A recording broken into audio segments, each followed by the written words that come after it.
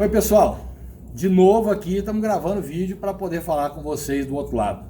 Roberto, eu estava pensando aqui a respeito da pandemia que nós estamos passando, desse problema que a gente está vivendo.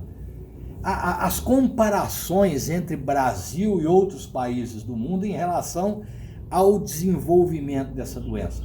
Eu acho que ela, em se tratando de país, ela é completamente diferente no Brasil do que é na Itália, por exemplo.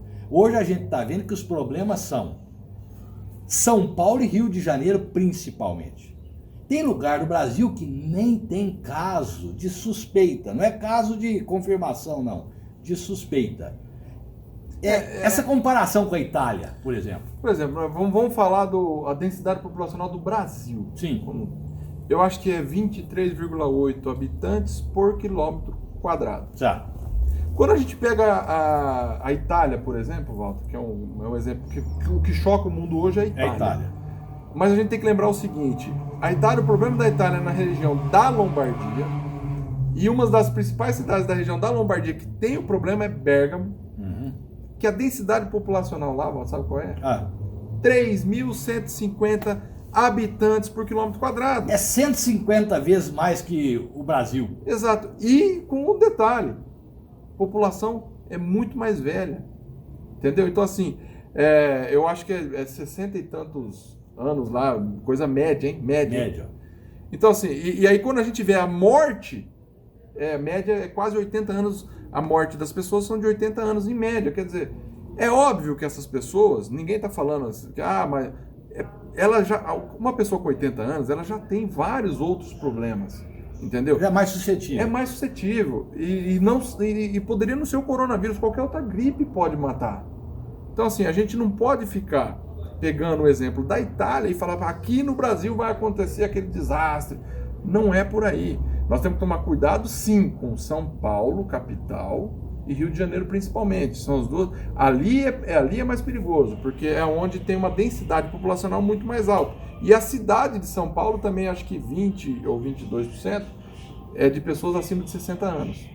Então, a cidade de São Paulo a gente tem que tomar cuidado. E São Paulo e o entorno são 25 milhões de habitantes, né, Roberto? Exato. E aí nós vemos uma coisa também. Brasil, ele é continental. A Itália é do tamanho do Maranhão. Então, o Maranhão, para nós, é grande. É um grande estado, aliás. Mas, em relação ao Brasil, é pequeno, assim como a Itália. Eu, por exemplo, estava conversando com um amigo meu, Pedro, lá de São Miguel do Araguaia.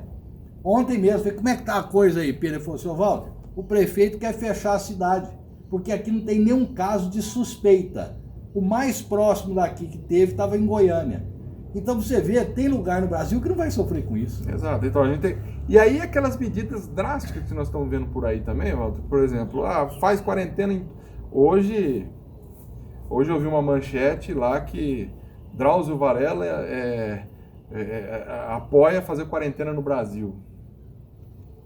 É difícil, porque como é que faz? E como é que... eu vou falar uma coisa. No começo todo mundo bate palma. Vamos parar. Beleza. Daqui 30 dias a empresa não tem dinheiro para pagar o funcionário, o cara vai falar, porra, podia estar continuando, né, meu? Agora, dali mais um tempo, a empresa não vai pagar o imposto. O funcionário público que tinha até então garantias... Não vai ter mais. Também não vai ter. Então a gente tem que esperar um pouco, não é por aí. Eu acho que assim, São Paulo, cidade de São Paulo, nós temos que se cuidar sim.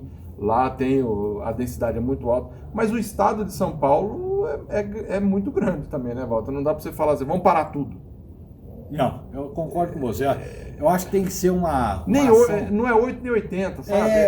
Nós podemos fazer, lógico que no primeiro momento é assustador, então você toma medidas drásticas para poder tomar pé da situação. Exato. Agora, uma vez tomado pé, eu acho que é possível você fazer ações isoladas e mostrar, não, aqui tem mais problema, vamos fechar isso aqui. Exatamente. E pronto, aí nós fechamos aqui, só sai quem tiver saudável, só entra quem tiver saudável. Aí você evita problemas. Eu acho que o Brasil é grande, vai sair muito mais fácil do que qualquer outro país dessa situação. Acho que nós vamos sair fácil e rápido.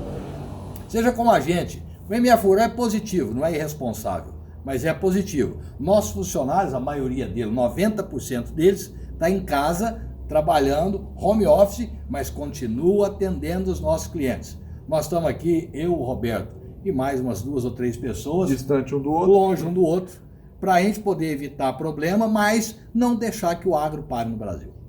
É isso. É isso, um abraço.